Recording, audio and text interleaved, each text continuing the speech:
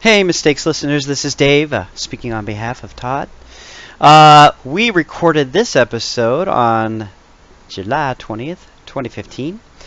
We focus in on Austin and Ally, and I had to say, we just keep on getting better. Anyway, sit back. This would be episode 8, and enjoy the show.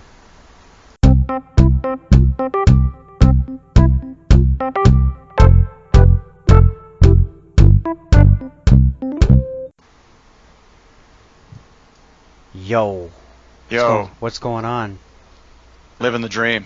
What kind of dream are you living? Did you You have know. any? Did you have any good dreams this week? No, it's just an expression. Really? Oh, you're living the high life. Yeah, living the high life. It's Fat City and I'm the mayor. It rained in LA the last 2 days. It did. Yes. Why is that significant? Well, for people that are listening to this, and if you listen to this, months from now, we're recording this in July, and it doesn't rain in Southern California in July. Period. Ever. It just doesn't happen. And I know that's not impressive to a person that lives in Seattle. No. Well, but we have been in a drought this summer, right? So we've Yes. been dying. We actually had clouds this morning, and we all got very, very excited. Actually got an email from my father and my sister basically saying clouds, but no rain. But it was really nice to have clouds, right? I'll take that over Yes. nothing at all because man, Yes. it has been way, way too hot. So it rained here for 2 days. So that was exciting. Does it just pour or It did pour, yeah, Saturday okay. and Sunday. So that was unusual. so it deluges?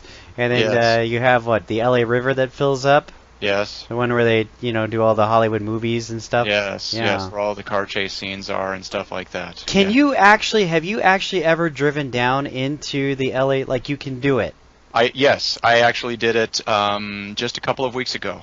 for the first time? No, I've been down there before. I can't remember Oh. when, but we did go down there a couple weeks ago. It was fairly late at night, and I sort of felt like it was me and you again driving around in high school getting ready to TP someone. Okay, that part I get. Because you and I only TP'd you, dude. No, yeah. Did you come on some of my Oh, trips? absolutely. We did a bunch of. Yeah, I don't remember. Yeah. I don't know. Trust me. Okay. But back to the story here. You actually do have, as a Californian, you have access to the LA River, Yes. and you can drive in that cement zone, and you could actually go over the river in your car. Depending on what time of year it is, yes. And you might not want to do it in, say, a Prius, but Because you get electrocuted? no, just Oh. there is water there. So, But it's an electric car. yes. But I suppose it's insulated, right? Yeah, sure. Anyway. All right, Austin and Ally? Yes, we're doing Austin and Ally. Yes. And this is yet another Disney Channel show. Part of We our watched- Disney Channel suite of shows. Yeah, I don't know if this is intentional or not, but we just sort of end up. The Disney Channel appears to be fairly popular with the young people. I'll be honest with you. It's probably the one thing I've got the most requests on as well. Like when people have talked about the show, it's been the most interesting for them because this seems to be the thing that a lot of people watch. Yes. So we did season 1, episode 17, Everglades and Alligators. That's spelled Ally as inAlly, as in Austin and Ally. Mhm. Little play on the title there. The basic premise of this show is that there is this pair, Austin and Ally. Austin is a musician. Well, they're both musicians. Austin apparently, and this was at the beginning of the show, not the episode we watched, but when the show started, Austin steals a song from the talented songwriter Ally, who is very talented but has stage fright. And he becomes an internet sensation, but through Disney magic, they sort of come together they repair their conflict, and now they work together.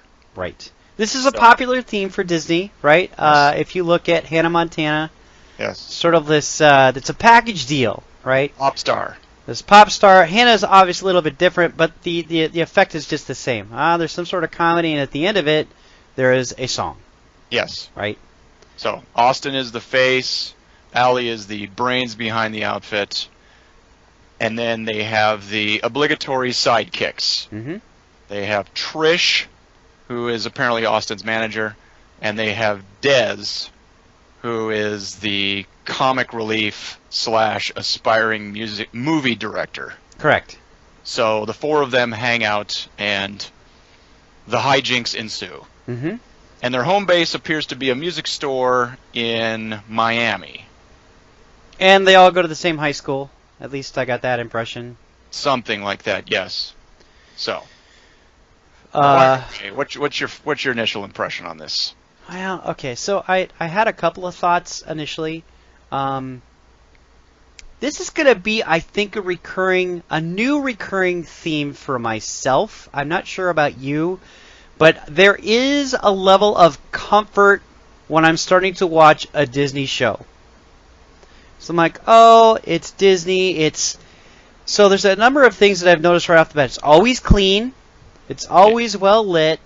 Everybody's clothes are immaculate. And everybody is initially friendly and friendly to look at. I don't want to say good looking, but I want to say they're just approachable. Yes. And when I initially started watching this episode, there's a part of me, and I'm not sure what it is on a subconscious level, where I felt like, oh, okay, I'm feeling good. I'm just feeling good in general watching this show. They have really perfected that. And I would say it even begins when I see Mickey Mouse with my 2-year-old or 3-year-old, right? Like, there's just this initial, first impressions are everything for Disney. Absolutely. And that was the initial, like, if I saw these people on the street, I'd feel like, how should I say this? If I actually if I see this TV show, not these people on the street because I might run away, but if I see this TV show, there's an initial comfort to it. Sure.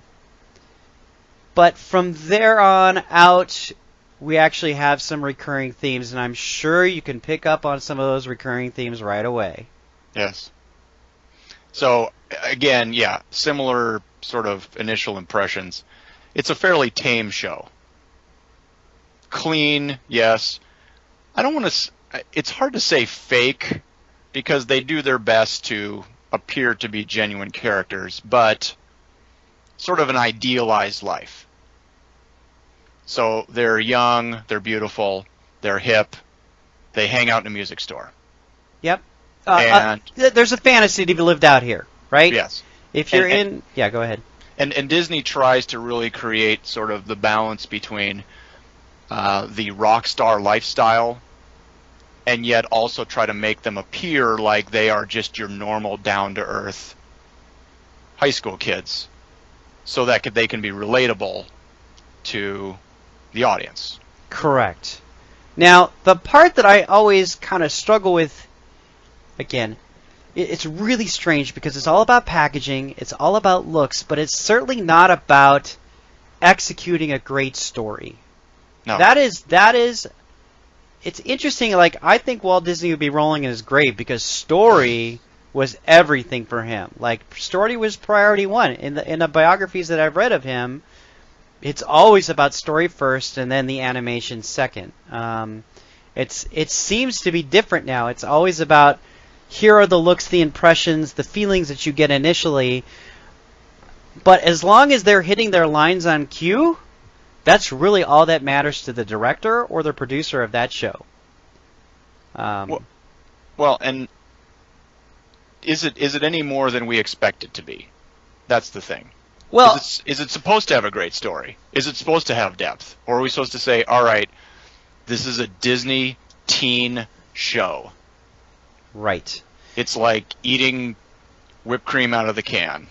You know, it's fun, it's tasty, couple of laughs, that's it. I think what I'm coming to understand too is that Disney is selling me something, and whatever they say on the show is true.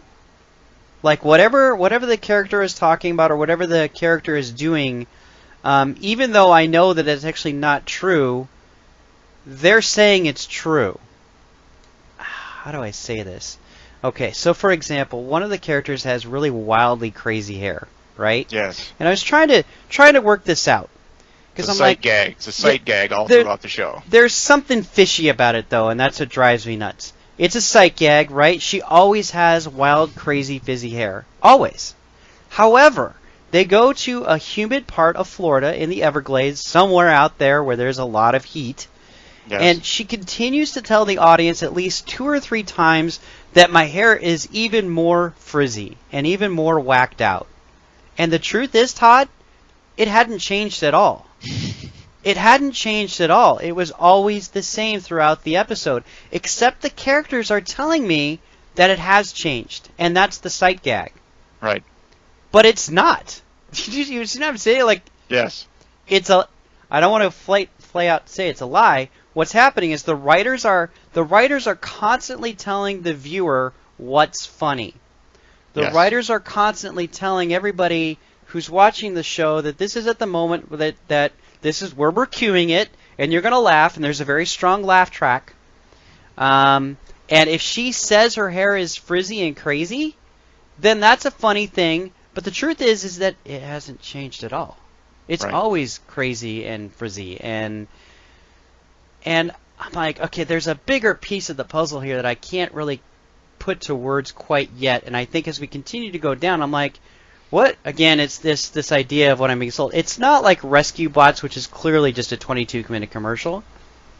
But there is, I don't even want to say, the better term would be, there is some sort of manipulation that's occurring.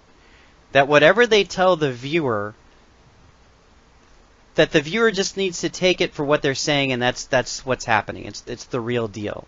When the truth is, nothing is actually happening at all. Well, and as parents, this is a recurring theme for us as well, to sort of say, all right, are we okay with our kids watching something that just doesn't have a lot of depth? It's kind of a filler. They're packaging personalities. Yep. For a couple of years until these kids get too old. They're packaging the comedy, the forced comedy, with music, which has crossover to Disney music. In other words, they're manufacturing young pop stars. Yes. And so... And when you get to their website, there's a plethora of their videos. Yes. And if you go on YouTube, there's a plethora of their videos. And I would say that as these teenagers get older, they become even more sensual as well. I'm like, good grief, right? Like, yes. where is the direction here? Where is this going? I mean, the fruition or the end result possibly could be another Miley Cyrus, right? I'm like, correct. This is where it evolves. Sort of the rebellion against the clean-cut Disney image. Yes, and that's another piece of this puzzle. I'm not exactly sure what. To me, I've never really fully understand why a Miley Cyrus goes nuts. But as I continue to watch these shows, you know, everything. How about this? There's nothing real, and whatever they tell you is real is actually not real. Correct.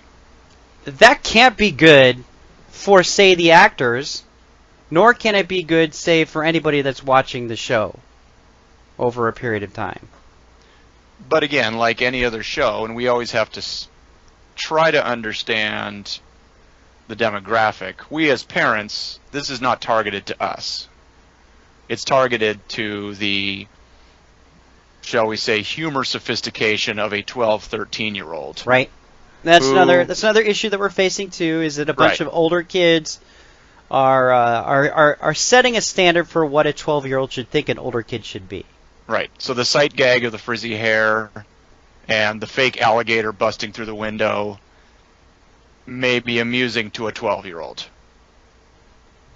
Yes. And on some level, you know, that's fine. You can't sit there and say to your kids, gee, I expect your humor to be sophisticated like your parents. I expect you to pick up the subtleties of dry jokes and that sort of thing. We have to recognize kids programming for what it is. it's still about puppet shows to a certain extent sometimes. Well, okay, but what I want, Todd, is I walk into these shows and there's a part of me that's rooting for them. Like, there's got to be some substance here, and they're literally I'm struggling with this because there's absolutely no substance, and I know that they could include substance. That's the frustrating part.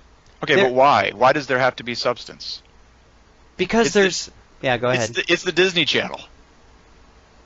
Well, right. I mean, we can romanticize, the sort of Disney-fied ideals of society and that sort of thing, and the morals of the story and the character development and that sort of thing. But as you said, they're selling a package here.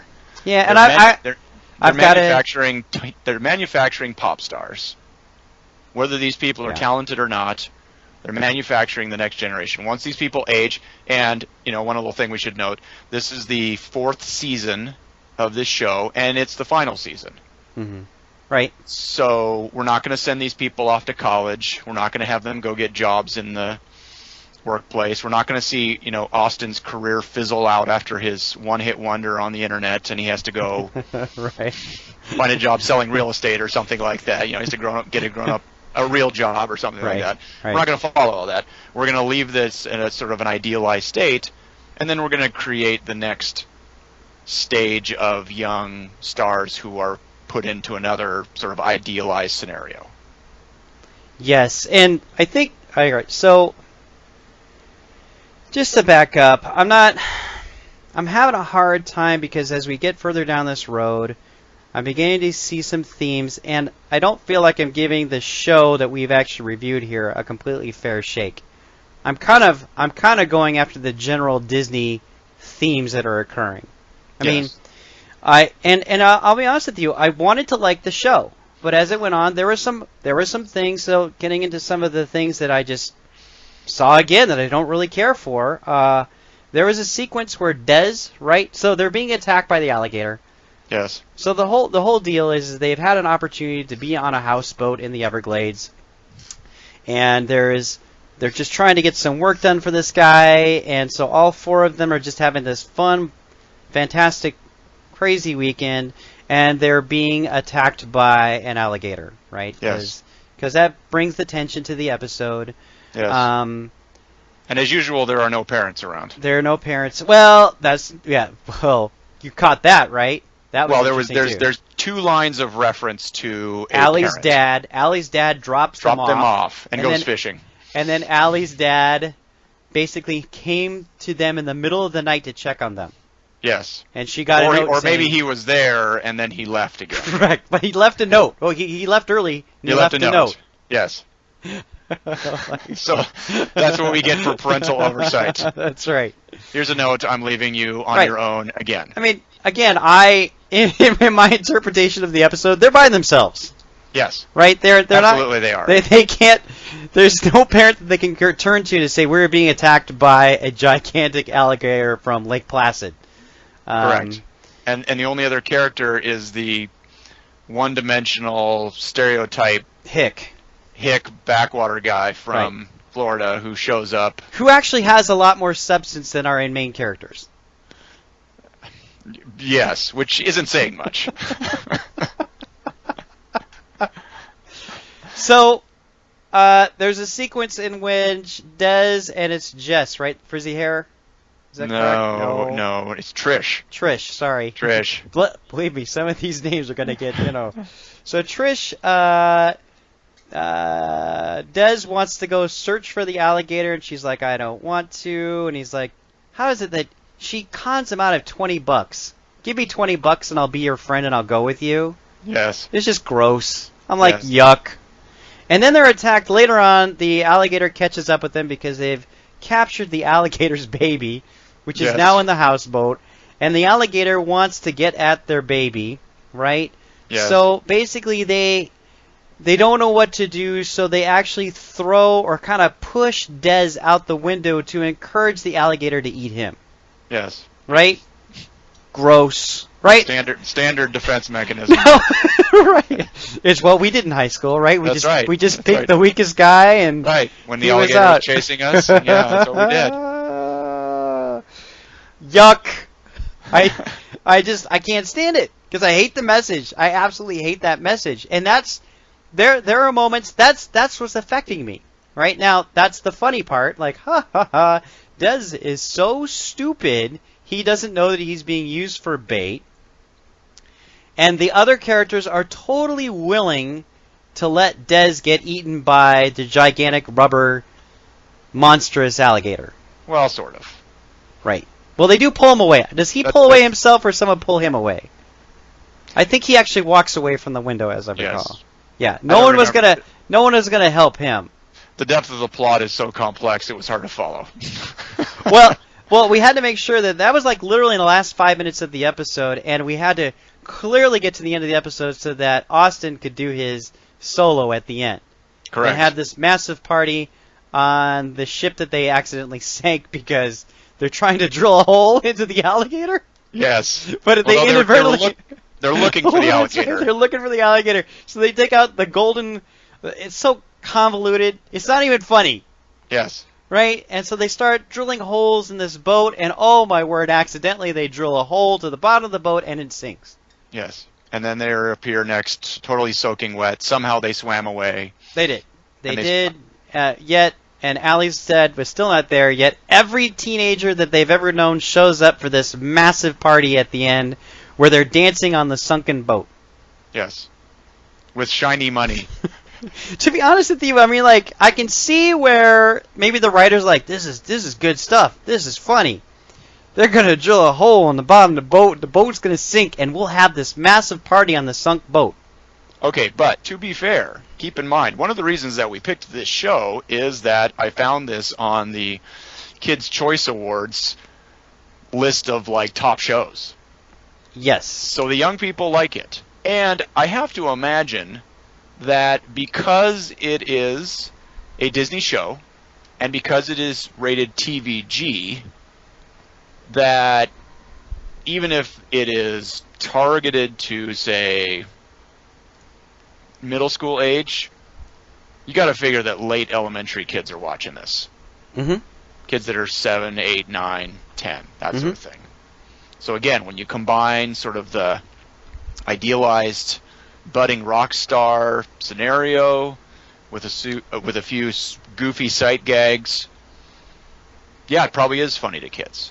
Right. And that's always, again, our dilemma as parents to sort of say, all right, do I put my kid, do I let them sit and watch something that they find entertaining, but ultimately is just dumb? It's schlock. Well, but is it lead your kids astray? Here's the best thing I can say. And it's not... There's some philosophical issues that are happening for me, Todd, as I continue to watch these shows, because I'm like, the best thing I could say about this particular episode was that we talk about puppets. These are human puppets. These are human puppets that are casting lines. They're standing in front of your children. They're friendly. They're entertaining. Yeah, it is exactly what it is. Right, but are they modeling any bad behavior? Yes. I don't like the fact that... this is not like Jessie where the sarcasm was out of control. That show had crazy sarcasm. There wasn't a single character... There is still sarcasm in this show. They do still rip on each other throughout the show. Not as bad as Jessie. I'll give it that. I mean, I'll be honest with you, I felt like the two core characters... I mean, the two core characters we're not talking about much, which is Austin and Allie. Yes, they're over-exaggerated, but they're okay. They get along, they're a team... they recognize their weaknesses and their strengths, right? He can't actually write that song without her, and she can't actually perform the song without him. Right. Right? And they only get better, like from what I can see. And that aspect of the show is fine, right? And I didn't see those two characters who were core characters ripping on each other in this particular episode, right? Not as much. Not as much. But not as much. But their comedic sidekicks were just... Okay, yeah, right? That's where some of that dare I say, kid humor comes up. That I honestly think that, my girls probably would not watch it at this point because there's no animated figure in it. But I'm guessing that you've had some children watch this show and think, hey, I really dig this. I actually haven't. Oh, and okay. mostly because my kids have not really grown up watching a lot of Disney Channel. We're kind of a big PBS family. Yeah. My youngest, has watched some Jessie, but this one has actually not crossed our radar. And, I go back to, would I say this is a good show? Would I recommend it to people? No. Do I think it's causing harm? Aside from the same concerns that we have about a lot of sort of manufactured shows where they're forcing a pop star, I don't mind this show. I wouldn't recommend it. Yeah. Because, again, it is vanilla and it is lacking any depth, and it will vanish. Yep. It doesn't have a lot of lasting power to me. Yep. It's the type of show that's going to be forgotten in a couple of years because there won't be anything that will have made it stand out. Yeah, I too, I can't really recommend the show either. I wish I could say it was completely benign. Again, here's my goal. I'm seeking out that Disney tween show that is not full of sarcasm. Right? I don't know if you're going to find it. I don't know. We'll see. We'll see. We'll see. I'm hoping out. I'm holding out. We'll see. Sarcasm sells. I wish it didn't. But we are just a sarcastic society. I've probably been sarcastic in this episode already, right? No. Can I not? No. What? See? All right. So I'm not at fault here. Yeah, exactly. Yeah, exactly. Again, you're showing things that people can't see. Why are you doing that? So for the people that are listening to this, you can't see anything about us. You don't know what we look like. But I am wearing a T-shirt right now that has the Star Wars crawl style text at the beginning of the movie, and the text says the sarcasm is strong with this one. Yep. Because it's possible I may have been accused of being sarcastic every once in a while. That's true. Every once in a while. Yeah, just like Austin and Allie. That's right. Yeah. All right, any parting thoughts? That's it, dude. That's all I got. All right, I'll say one mistake to keep in mind is that TVG does not necessarily mean TVG. A-OK. Yeah. It doesn't mean A-OK. So that's, again, the thing. And with anything else, Disney produces plenty of things that are just fine. But the mistake I think that parents could make is just to assume that, it's on the Disney Channel, it must be fine. I can let my kid watch just about anything on the Disney Channel, and I don't know if that's necessarily the case. Yep. I think we're gonna continue to find more of that. Don't forget to follow us on Twitter. Parent Mistakes. Our show is Parenting Mistakes, but our Twitter handle is Parent Mistakes. Send us your comments, questions, suggestions. We'd love to hear them.